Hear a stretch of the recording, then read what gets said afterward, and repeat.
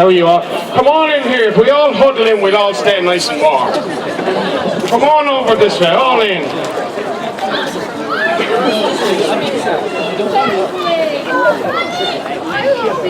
That's it. Look, you're all very welcome. Before we kick off this evening, we're going to call on Anna Donegal, the chairperson of Tidy Towns, to say a few words. Thanks, Kelly. First, on behalf of Tidy Towns and Green Environment Group, I'd like to welcome everybody this evening to the unveiling of our FaminePot. Kindly donate to budget the show, and with music and words from different people. So I'll hand you back over to Penny and Thanks, Anne. Thanks, Anne. Okay, it's great to be here, everyone. I know you're all looking at myself and Jerry Flynn, as Brian Donoghue says, we're probably the two culprits that will cause the next famine. But look, we're safe enough. We're between Streetside and Lees. You won't go hungry, I guarantee you that. And it's great to see you all here, especially all the young lads that actually survived the famine, and you're very welcome. Looking forward to the big soup all day, I tell you. Fair play to you all for turning out. We're going to keep it very brief because there's a big shower coming in there from Johnstown, we reckon. We're going to start off with Jerry Flynn himself singing a song, Skibbereen. He's going to tell us a little bit about it. Okay, just to start off, one of the major consequences of the famine, the huge emigration that followed, was the exiles who went all over the world, and most of them actually went to the United States, hence the tens of millions of Irish Americans to this day. And of course, we all know these today as the diaspora. This song, Skibbereen, was written just after the famine, or the time of the famine, or just afterwards. So it's a social commentary of what was going on at the time.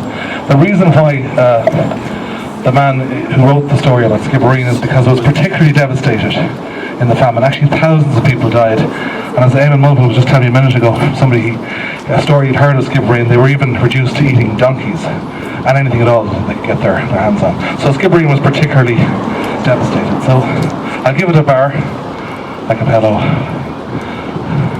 Oh, Father dear, I oft times hear you speak of Erin's Isle. Her lofty hills, her valleys green, her mountains rude and wild.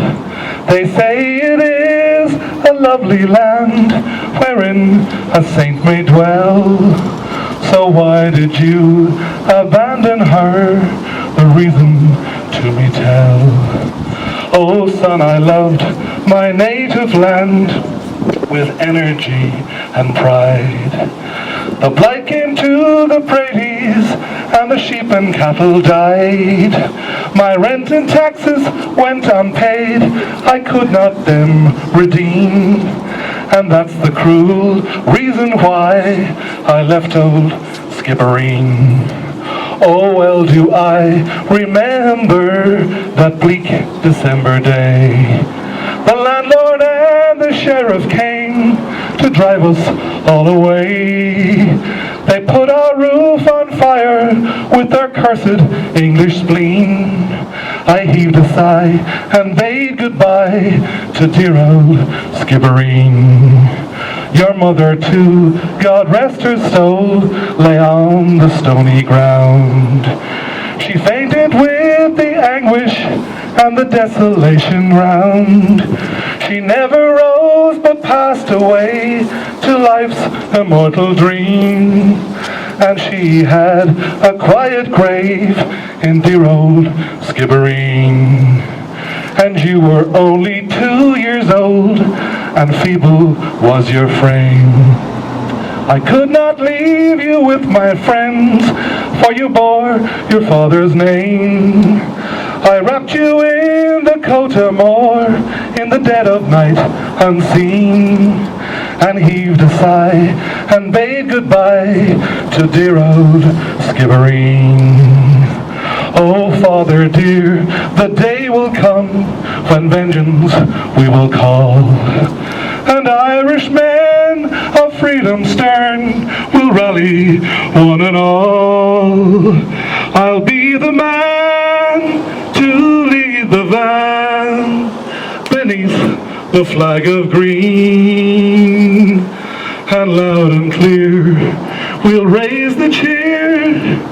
Revenge for Skibbereen.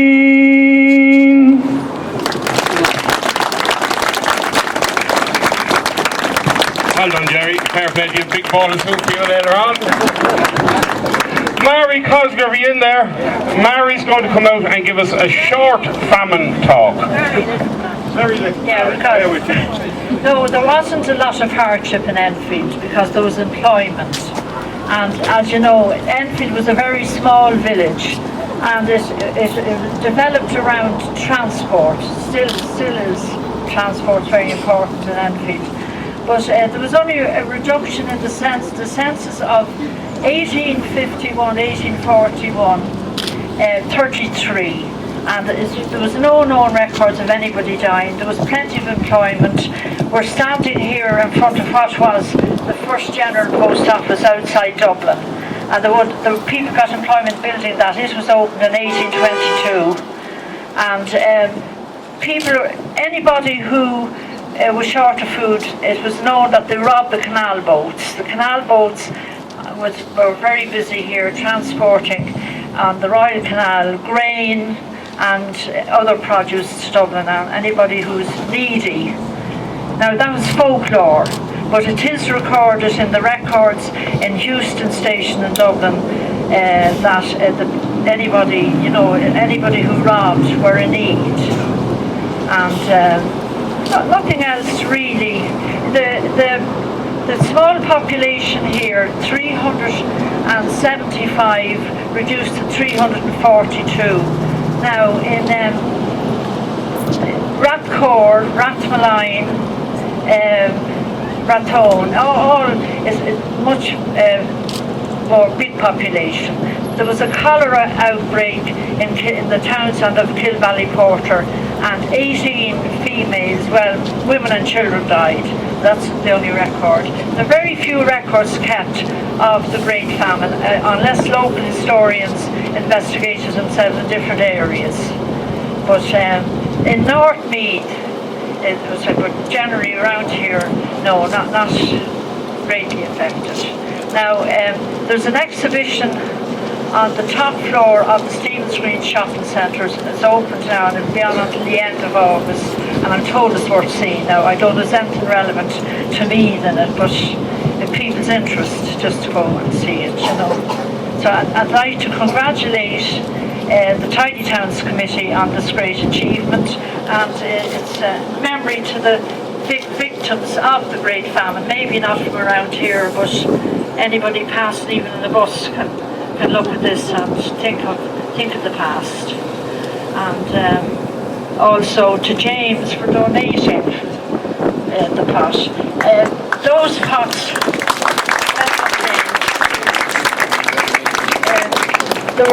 it became known as famine pots, but people used them for cooking. They were used in out offices as there were very big families reared in 2 rooms, and there was a lot of cooking done out of doors. So that when the communal cooking for the famine, of course, they were put into great use. And there were committees in Rathcore, Rathmaline, mainly Church of Ireland set up committees to provide food and help for the needy. But that was about all. Listen, thank you everybody. Thank you. Thanks, Mary.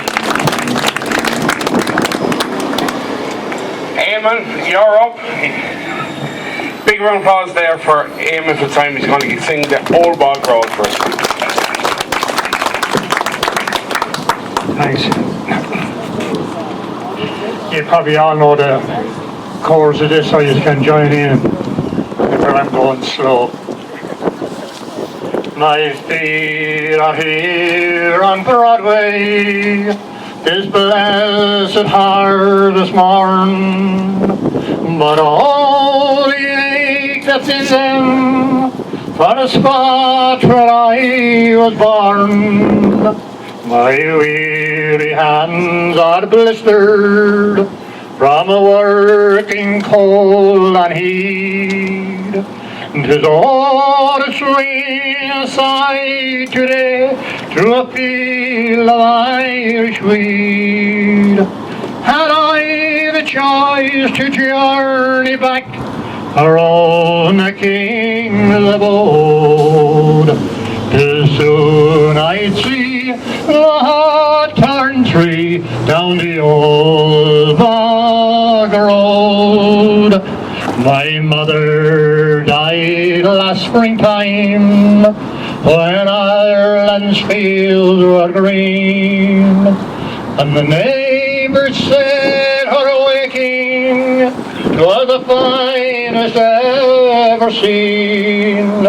There were snowdrops and primroses piled high beside her bed, and Farron's church was crowded when her funeral mass was said.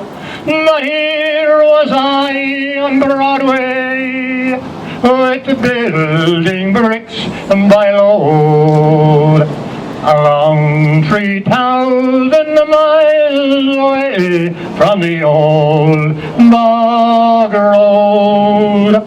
Now life's a weary puzzle, task finding out by man. Sure, I'll take each day for what it's worth, and I'll do the best I can. Since no one cares a rush for me, no need to make a moan. And God be with all Ireland and the old bog road. Thank you. Well done, Eamon. Well done. We'll move on now with our local historian, Eamon Mulvihill, to say a few words. Thanks, Kenny. I'll be brief, and I want to pay tribute to James Keogh for donating the pot. James lives in Johnstown Bridge, and the population of Johnstown Bridge fell from 128 down to about 78 or 80. So Johnstown Bridge was affected by the famine.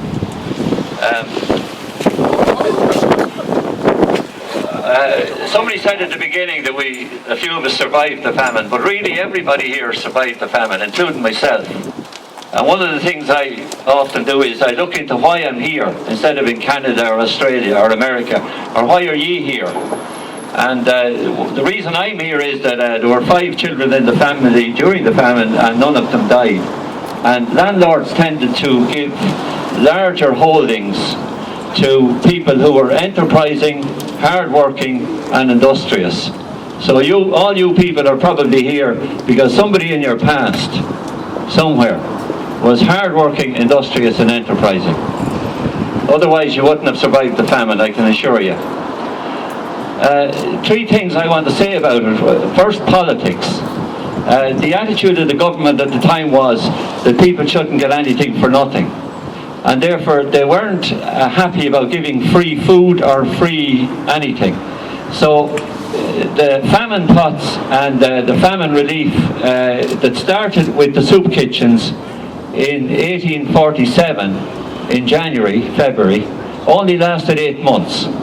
And then the government took away the soup kitchen relief.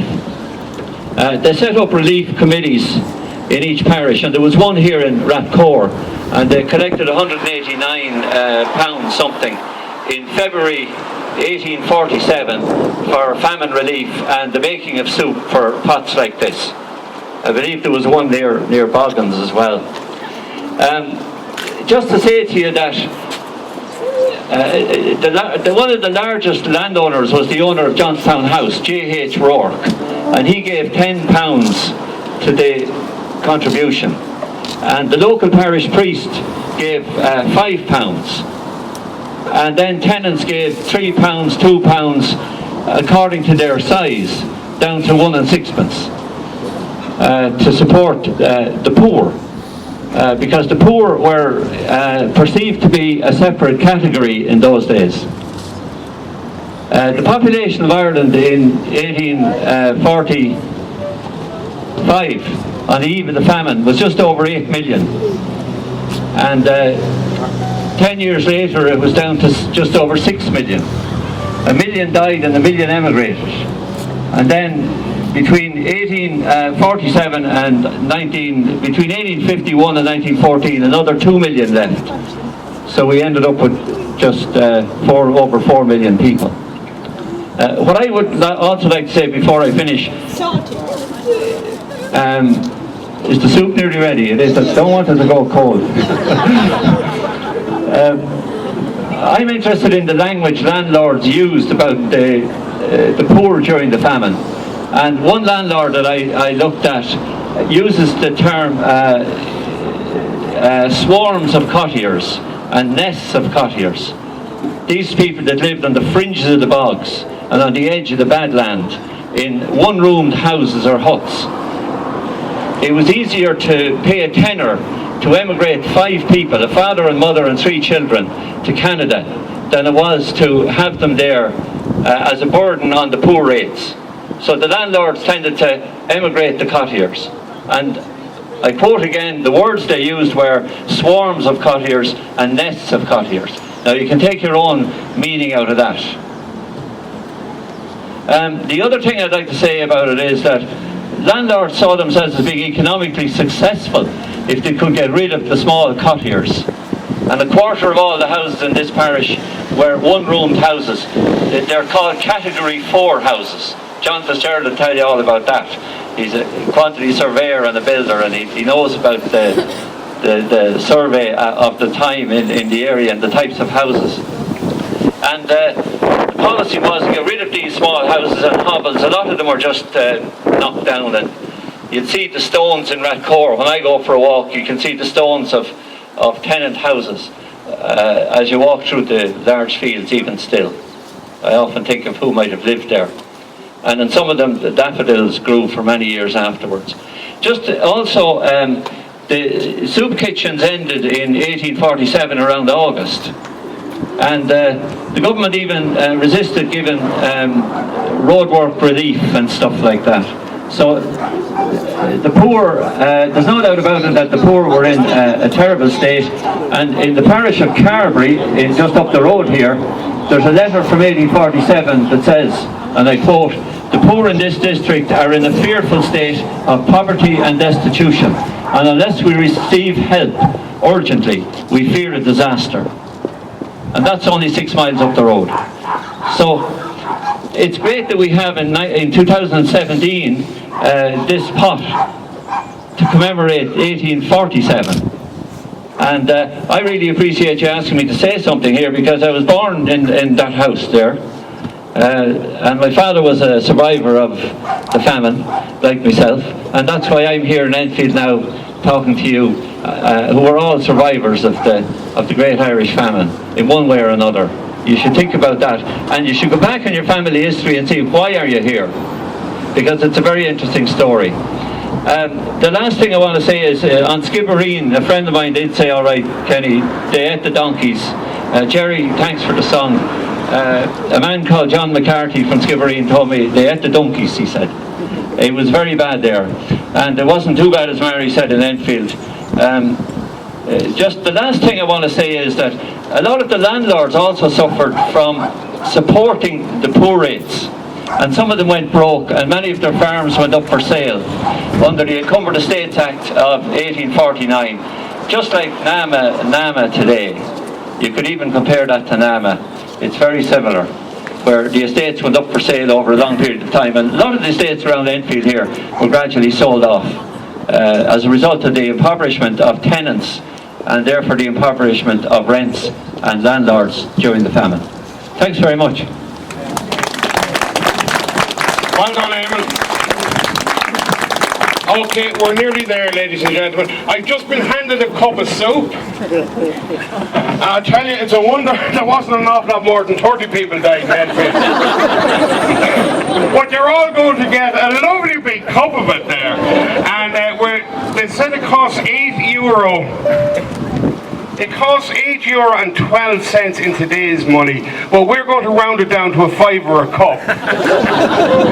Okay, so Anna's going to hand out, and Claire's handing out the soup, just to let you know what's in the soup.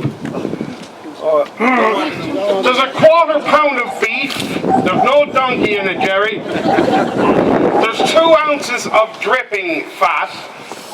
There's 2 onions and other vegetables. Now, while we're there, there's a half a pound of flour, a half a pound of pearl barley, which killed half the people, if I'm right, Brian, is that right? The barley, they were allergic to it. There's 3 ounces, 94 grams of salt, a half an ounce of brown sugar. There's no brown sugar in my cup, I'll tell you. There was 2 gallons or 9 litres of water, and the total cost of that pot was £1.04. Now, so you're all getting a drop of soup there. Endorphin is refusing. Endorphin, come up here and have a drink of this soup. And again, James Joe, thanks for the pot. I don't know what you're going to make the porridge with in the morning. But you can come down and grab yourself a lump of parsley or something for the top of it. There's plenty of herbs in that now if you want to season the food later. And a few sticks under it as well. A few sticks. Have you all got a drop?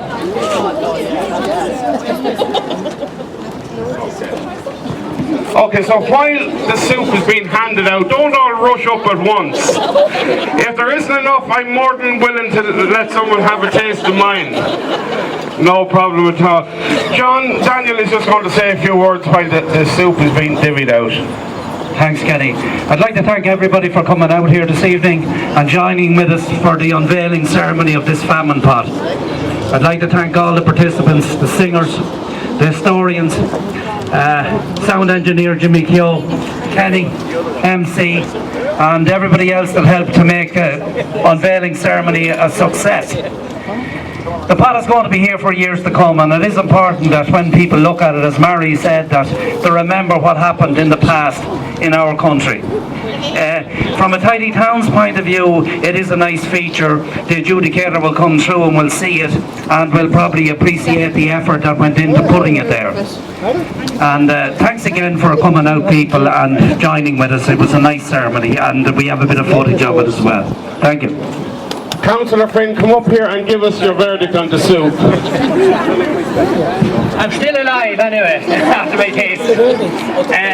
First of all, thank you to James, very generous to allow that to be placed here in Enfield. I was very struck by what Eamon said there about looking to our past and our ancestors. If I go back the generations, one side of my father's family is from Ballinabrakey and the other side is from Oldcastle, so I've ended up somewhere in the middle there. My mother's family is from the west of Ireland, from Mayo, and she has often reminded us of the fact that we were lucky to be here, because there were 6 in her family and they all stayed in Ireland, and most of the people in the area actually emigrated over the years from that area. It was a very poor rural area. So certainly I do appreciate that somebody made an effort to keep us in this country. Up in the school we have a number of posters about history, and last year I was delighted the garden was built up in the Johnstown Road, and it makes it real for the children to visit the garden and remember 1916. We have a poster up there about the famine, and I'm delighted now that we'll be able to bring them down here and that they will get to see what a soup pot was like, and maybe make it a little bit more real for them when they see the pot down here. I want to congratulate the Tidy Towns group, the Enfield Environment group, not just on this but on all the work they do in the area, and I think that over the last while certainly improvements have been made, and they are doing an awful lot to support that work. No amount of money could pay for what they do, and I'm very aware of that, but I would like to announce that we'll make a small donation just to support the work they're doing this summer of €1,000 grant from Meath County Council, so we wish them well over. So thanks very much everybody for coming along. I'll hand you back to our MC. Thank you. Thanks, Enda. Still never said where he liked the soup or not. James, before you finish your soup, come up here and say a few words. You can bring your soup with you now, Jen. I don't mind. There's plenty more. Ladies and gentlemen, I can't believe what I'm looking at here tonight. I can't believe that this has turned out to be like as it is. It's unbelievable. And of course, I was going to hit a few belts from a sledge and put it into the skip, and then I thought the best man for it is Brian. So I'd just like to commend the three musketeers. They're Brian and John and Anne there. They're always together and they're always in the town, and not just this little job, but all the jobs they've done over the years, over many years around Enfield. I've seen them at it, and they've done some great projects, starting with the canal and going on from there. So well done, Brian and John, and just to mention three names, you're very best. And thanks again for doing this, and thank you all for coming out. I can't believe it. Thanks, James. Thanks, James. So back there and enjoy your soup, James. There's plenty more if you want second helpings. I think that's it, apart from our musicians here from the Kjoltas. So I think we let them play us out. So on behalf of everybody here, thank you all for turning out this evening. It's been good sport, it's been good fun, and it's nice to all get together every now and again. I'm sure you'll agree. So we're going to leave you this evening with some members from the Kjoltas to play us out. Give them a big round of applause. One, two.